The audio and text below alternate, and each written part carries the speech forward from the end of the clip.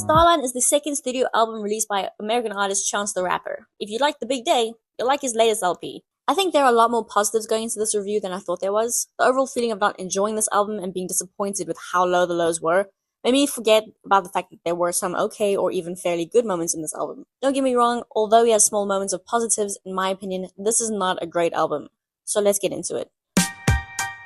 Vocally, I think Chance comes off as very weak. His rapping a lot of the time sounds like someone just shook him awake from a great nap, gave him his phone to record, and made him rap. It sounds like he's mumbling most of his lines and giving next to nothing in the majority of these songs. Songs like Letters and Gun in Your Purse, to name a few. There are a few songs like Pretty and No More Old Men when he actually leans into his stronger flows and starts to sound way better. Shocker. It's worse when he has features because you can tell just how poor the overall quality of not just his rapping but the actual recording of his vocals is. The difference in quality between Chance's rapping and what Lil Wayne brings in Tree is insane. Lil Wayne sounds cleaner, stronger, maybe not his strongest performance, but I can't blame a feature when even the main artist doesn't sound his best. It's like they put Chance in the corner of the room with his phone and Wayne in the recording booth. I have to have a section for his actual singing in this because, oh my god, he sounds like a fucking lizard. What the fuck? That look like a fucking lizard. Once again, there are moments of it not being too bad, but in Tree, these vocals are not good.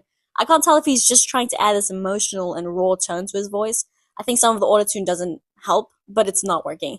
It just sounds like he's straining his vocal cords, like he's just so far out of his vocal range, which I don't get because he can sing, so either he just doesn't care or he is trying something new. It's not my favorite sound in the world, I'll be honest. The beats are okay. I think they are very repetitive both in the songs and throughout the LP. I think my first listen, I was less impressed with them. I'll admit I was a lot harsher in this section. I felt that there was a running theme of a bad beat mixed with one harsher sound that gets layered onto it and then repeated throughout the entire song. Like in Ride with that warping sound.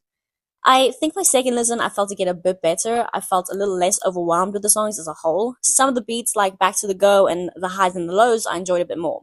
But there are definitely a lot of songs that felt like multiple producers were given a strict formula to work with, and each producer had their own take of what it should sound like. For example, the intro felt very disconnected from one sound to the next. Far too scattered. Don't get me wrong, I like scattered beats, but they still have to be cohesive with one another, and I think Speed of Light is another good example of this. Chance also sounds offbeat the majority of the time. I don't think that helps with both his rapping and the beats. The choir and Ad Libs. Nope. It feels like Chance can see his formula, but has no idea where to put it or how to use it. He's known for the choir, he's known for his ad-libs, but in this album, they're not used correctly at all. I can see him sitting down, listening to a normal song and going, you know what this needs? A choir. Songs like Pretty, Ride, even the intro have either way too many ad-libs or random choir shoved into it.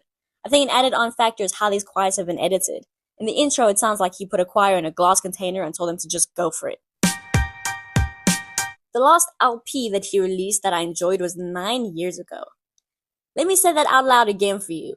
9 years ago. I put that in quotations as it was actually a mixtape, not even an official release. I think he's gotten to a point where he starts to overthink everything instead of just making music. Like I said before, he found his formula, but my man is plugging it into the wrong equation.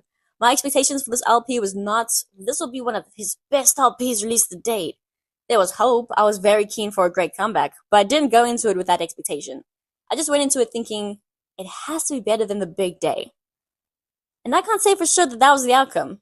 Big Day was probably one of my least favorite newly released albums to listen to, and I've listened to the off-season. This made me enjoy The Big Day a bit more actually, so, conspiracy, this was the whole point of this album, to make us all appreciate The Big Day a lot more than we did. Overall, there are some good qualities lost in this LP. I don't think it's his best work by far. I think when Chance raps closer to his stronger flows, it sounds a lot better when he's actually rapping and not just giving nothing. And I do think that some of his beats going into it at times aren't bad, but that's definitely not enough to simply enjoy the songs. Even the songs that I do like, as I've clearly stated before, have aspects to it which I'm not super keen on. Like Link Me in the Future, his flow is good. The singing and autotune, I'm not digging. And I know these ad-libs are his thing, but damn. Sometimes they get on my nerves. I don't love being so negative. I know how much hard work and heart gets put into these LPs, but it's just not good. At least it's not my thing. Anyways, that's what I've got to say. If you disagree or have anything you'd like to point out, I would love to hear it as I'm always trying to improve my reviews.